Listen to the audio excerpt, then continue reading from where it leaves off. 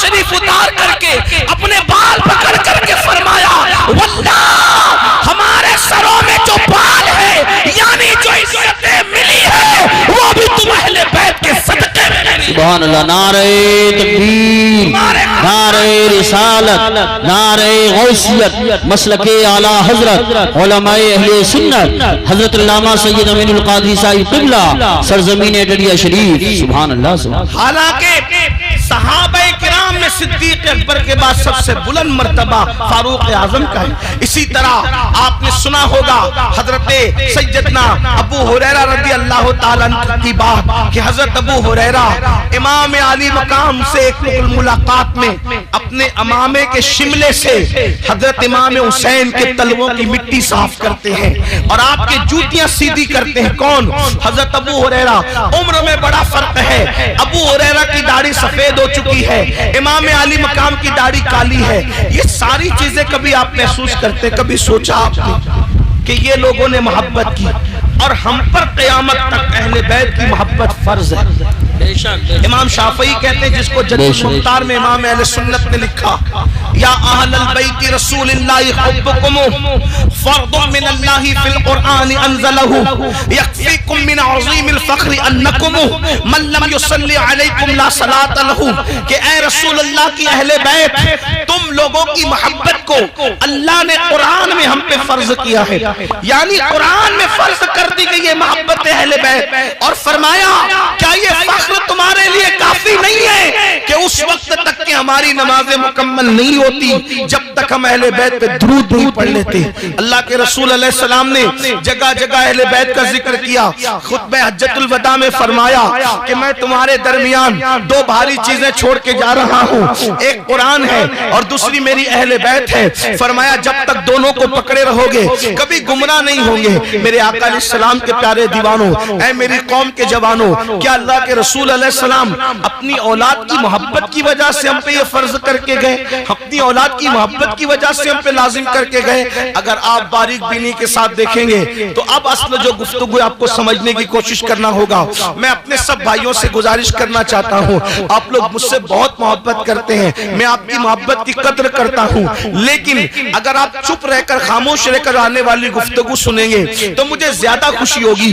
اب آپ توجہ کرنا، ماؤں اور بہنوں کی بھی توجہ چاہتا ہوں۔ دیکھو ہر باپ چاہتا ہے کہ اولاد سے میں محبت کرتا ہوں، میری اولاد سے دوسرے ہی محبت کرے، لیکن اللہ کے رسول علیہ السلام نے اپنی اولاد کی محبت کو صرف اولاد ہونے کی وجہ سے لازم نہیں قرار دیا، بلکہ میرے آقا نے اس کو عبادت کے درجے میں رکھا، اللہ کے رسول نے اس کو عبادت کے درجے میں رکھا، بلکہ یہاں تک فرمایا، ترمذی شریف کی حدیث سے یہاں تک بات ثابت ہوتی ہے کہ جن لوگوں کے دل میں اہل بیت کی محبت ہوگی، اللہ کے رسول جنت کے جس درجے میں ہوں گے، رسول اللہ کی اہل بیت سے محبت کرنے والے اسی درجے میں رہیں گے۔ واہ واہ، سبحان اللہ، سبحان جس اللہ۔ درجے میں رسول اللہ ہے اسی درجے میں اہل بیت سے محبت کرنے والے۔ یہ محبت اہل بیت کا اتنا صلہ کیوں؟ ابن مسعود کا قول ہے، عبداللہ ابن مسعود فرماتے ہیں اللہ اکبر کہ اہل بیت کی ایک دن کی محبت ایک سال کی عبادت سے بہتر ہے۔ امام المتکلمین علامہ نقی علی خان اپنی کتاب میں شفا کے حوالے سے لکھتے ہیں کہ کوئی اہل بیت کو آتا دیکھ کر، حدیث پاک اللہ کے رسول نے فرمایا کہ کوئی میری اولاد کو آتا دیکھ کر کھڑا نہ ہو تو اللہ اس کو لا علاج بیماری میں مبتلا کر دے گا۔ یعنی اہل بیت کے معاملے میں اس قدر تاکید ہے، وہ آئے تو کھڑے ہو جاؤ، اگر نہیں کھڑے ہوئے تو تم لا علاج بیماری میں مبتلا ہو جاؤ گے۔ قاضی شہاب الدین دولت آبادی جو مخدوم اشرف جہانگیر سمنانی کے خلیفہ اور شاگرد ہیں، وہ حدیث پاک اپنی کتاب تفسیر میں لکھتے ہیں کہ تمہارے درمیان کوئی بھی آئے، تمہاری مرضی کھڑے رہو یا بیٹھے رہو، لیکن جب رسول اللہ کی اولاد آیا کرے تو تم اٹھ کر کے کھڑے ہو جایا کرو، کیونکہ اللہ کے رسول نے فرمایا ان کو پیچھے کر کے تم آگے نہ جانا، ان کو پیچھے کر کے تم آگے نہ جانا۔ جو میری اولاد کو، میری اہل بیت کو پیچھے کر کے آگے جائے گا، قیامت کے دن جب وہ آئے گا تو اس کی پیشانی پہ لکھا ہوگا یہ اللہ کی رحمت سے محروم کر دیا گیا ہے اور اس کا چہرہ سیاہ کر دیا جائے گا.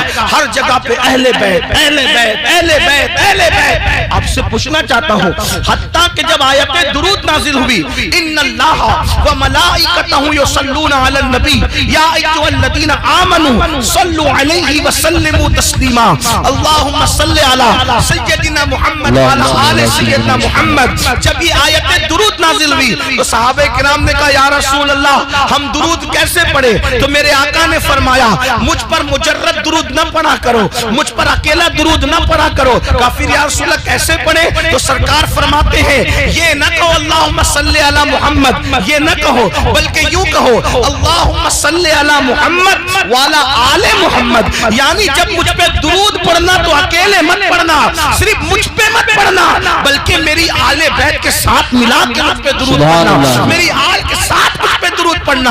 اللہ اکبر. آپ اٹھا کر کے دیکھیں اہل بیت اہل بیت اہل بیت. حتیٰ کہ یہ آیت مبارکہ جب نازل ہوئی اللہ تبارک و تعالی قرآن مقدس میں ارشاد فرماتا ہے وقفوہم انہم مسئولون, کہ ان کو روکا جائے گا, سوال کیا جائے گا. تو ابن حجر اسقلانی ابن حجر مکی اپنی کتاب میں لکھتے ہیں وقفوہم انہم مسئولون, ان کو روک کر کے پوچھا جائے گا. تو کیا پوچھا جائے گا؟ ابن حجر اس کی تفسیر کرتے ہوئے بیان کرتے ہیں اللہ اکبر کہ جب نماز روزے حج زکات کے سارے حساب ہو جائیں گے تو پھر روکا جائے گا جنت میں جانے سے پہلے کہ تم نے رسول اللہ کی اہل بیت سے محبت کی تھی, ان کا حق ادا کیا تھا یا نہیں کیا تھا. یہ سوال آخری میں تم سب سے کیا جائے گا. آخر محبت اہل بیت اتنا اہم کیوں؟ تو مجھے جو بات سمجھ میں آئی وہ یہ اپنے بزرگوں کے اقوال سے, ان کی تعلیمات سے, کہ جو جس سے محبت کرتا ہے وہ اسی کے نقش قدم پہ چلتا ہے. سبحان اللہ ماشاءاللہ ماشاءاللہ. اہل بیت کو ہر جگہ جو رکھا صرف اولاد ہونے کی وجہ سے نہیں رکھا, کیونکہ رسول اللہ کے علم میں یہ بات ہے. حضور یہ جانتے ہیں کہ کوئی کتنا بھی بگڑے گا لیکن میری اہل بیت صراط مستقیم پر قائم رہے گی. حضور علیہ الصلوۃ والتسلیم کی نگاہیں دیکھ رہی تھی سن 60 ہجری کا طوفان آئے گا اور 60 ہجری کے طوفان میں دین بدلا جائے گا, سنت رسول بدلی جائے گی, عدل و انصاف کا قانون بدلا جائے گا, محرمات کے ساتھ نکاح کی ترکیبیں بنے گی, سود عام ہوگا, شراب اعلانیہ پی جائے گی. اس وقت کچھ لوگ مصلحت کے تحت رخصت پر عمل کرتے ہوئے گھروں میں بیٹھے ہوں گے, حالانکہ ان کا گھروں میں بیٹھنا کوئی جرم نہیں ہوگا کیونکہ شریعت اس کی اجازت رخصت کی دیتی ہے. لیکن جب سب بیٹھیں گے اس وقت میرے دین کے لیے جو اٹھے گا وہ کوئی اور نہیں ہوگا, وہ میرے ہی خاندان سے, میری اہل بیت سے ہوگا. اس کے بعد آپ دیکھیں جب ہندوستان کفرستان بنا ہوگا اس وقت 90 لاکھ کو کلمہ پڑھانے والا کسی اور خاندان سے نہیں ہوگا, وہ خاندان اہل بیت سے ہوگا. جب دین مردہ ہو رہا ہوگا تو دین کو زندہ کرنے والا بغداد میں جو اٹھ کے کھڑا ہوگا وہ کسی اور کے خاندان کا نہیں ہوگا, وہ بھی اہل بیت کے خاندان کا, جسے دنیا عبد القادر جیلانی غوث اعظم کے نام سے یاد کرے گی. اسی طریقے سے اللہ اکبر 14 سال کی عمر میں اللہ کے دین کے لیے شہید ہونے والا کسی اور کے خاندان کا نہیں, مسعود سالار غازی اہل بیت کے خاندان کا ہوگا. اسی طریقے سے کفرستان کے اندر صابر کلیئر کی شکل میں دین کا پرچم لہرانے والا اہل بیت کے خاندان سے ہوگا. دلی میں انقلاب پیدا کرنے والا محبوب الہی نظام الدین اولیاء خاندان اہل بیت سے ہوگا. اللہ اکبر. لاہور کی سرزمین پر خدا کے دین کا محافظ بن کے کھڑا ہونے والا داتا علی حجویری اہل بیت کے خاندان سے ہوگا. اسی طرح قیامت کے قریب کوئی خاندان دین کے لیے اٹھے نہ اٹھے, آخری میں جو محمد مہدی کی شکل میں اللہ اکبر دین کا حمایتی بن کر کے اٹھے گا اکیلا تنے تنہا, وہ بھی خاندان نبوت کا چشم چراغ خاندان اہل بیت سے ہوگا. تو اہل بیت کی تعلیم اس لیے دی گئی کہ جو جس سے محبت کرتا ہے اسی کے طریقے پر, اسی کے نقش قدم پر چلتا ہے. اب مسلمانوں ہم سے کہا گیا میری اہل بیت سے محبت کرو.